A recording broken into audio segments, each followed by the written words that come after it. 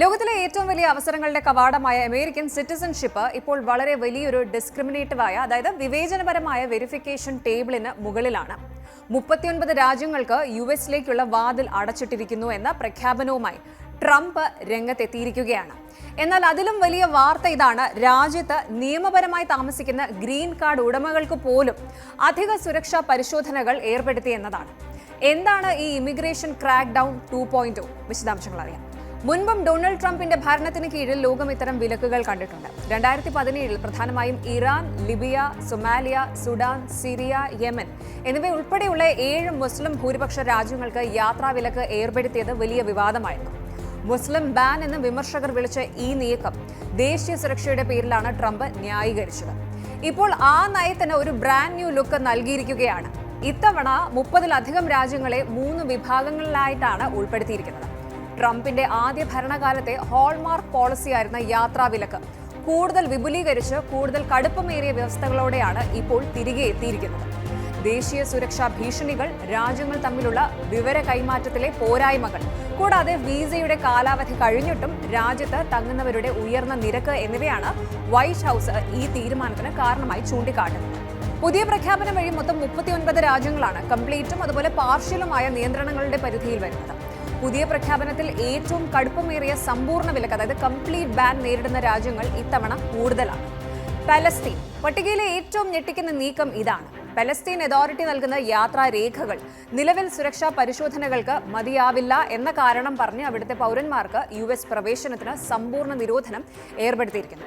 നിലവിലെ Gaza west bank പ്രശ്നങ്ങളുടെ പശ്ചാത്തലത്തിൽ ഈ നീക്കം വലിയ രാഷ്ട്രീയ കോളിളക്കങ്ങൾക്ക് വഴിവെച്ചേക്കാം.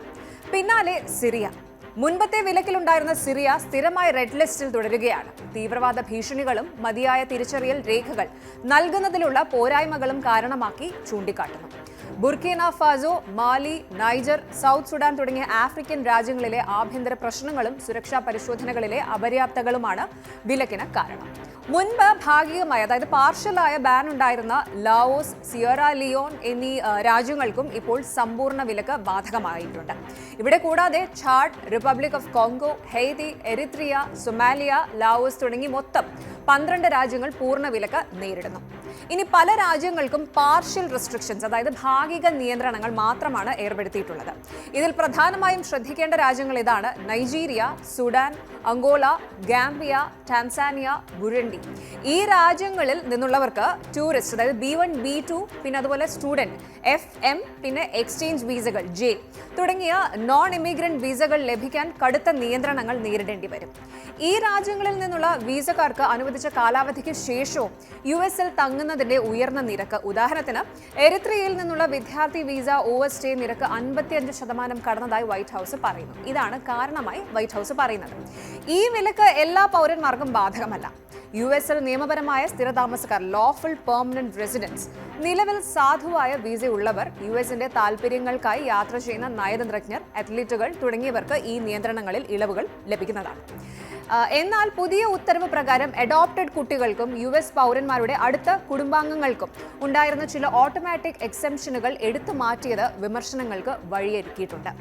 ട്രംപിന്റെ ഈ നടപടിക്കെതിരെ യുഎസിലും അന്താരാഷ്ട്ര തലത്തിലും കടുത്ത വിമർശനങ്ങളാണ് ഉയരുന്നത്. ഇത് വംശീയവും വിവേചനപരവുമാണെന്നും കുടുംബങ്ങളെ ശിഥിലമാക്കുമെന്നും യുഎസിന്റെ അന്താരാഷ്ട്ര സഖ്യകക്ഷികളുമായുള്ള ബന്ധം വഷളാക്കുമെന്നും മനുഷ്യാവകാശ സംഘടനകൾ ആരോപിക്കുന്നുണ്ട്. ചുരുക്കത്തിൽ അമേരിക്ക ഫസ്റ്റ് എന്ന നയം അതിന്റെ ഏറ്റവും ക്രൂരമായ മുഖം ലോകത്തിന് മുന്നിൽ വീണ്ടും അവതരിപ്പിക്കുന്നു എന്ന് വേണം പറയാൻ. നാഷണൽ സെക്യൂരിറ്റി എന്ന പേരിൽ കഷ്ടപ്പെടുന്ന കുറേ മനുഷ്യരുടെ സ്വപ്നങ്ങളും അവരുടെ കരിയറും അവരുടെ കുടുംബങ്ങളും അവരുടെ മോഹങ്ങളും ഒക്കെ ഒരു ബട്ടൺ അമർത്തി അവസാനിപ്പിച്ചിരിക്കുകയാണ് ട്രംപ് ഭരണകൂടം. ഈ വിവാദ ഉത്തരവ് ജനുവരി 1 മുതൽ പ്രാബല്യത്തിൽ വരുമെന്നാണ് സൂചന. ഈ പുതിയ വിസ ഡെഡ് എൻഡ് ലോകമെമ്പാടുമുള്ള കുടിയേറ്റ സ്വപ്നങ്ങളെ എങ്ങനെ ബാധിക്കുമെന്ന് വരും ദിവസങ്ങളിൽ നമുക്ക് കാണാം. ട്രംപിന്റെ പുതിയ വിസ ഫിൽട്ടർ ലോക രാഷ്ട്രീയത്തിൽ എന്തെല്ലാം ചലഞ്ചുകൾ സൃഷ്ടിക്കുമെന്ന് കണ്ടു തന്നെ അറിയണം.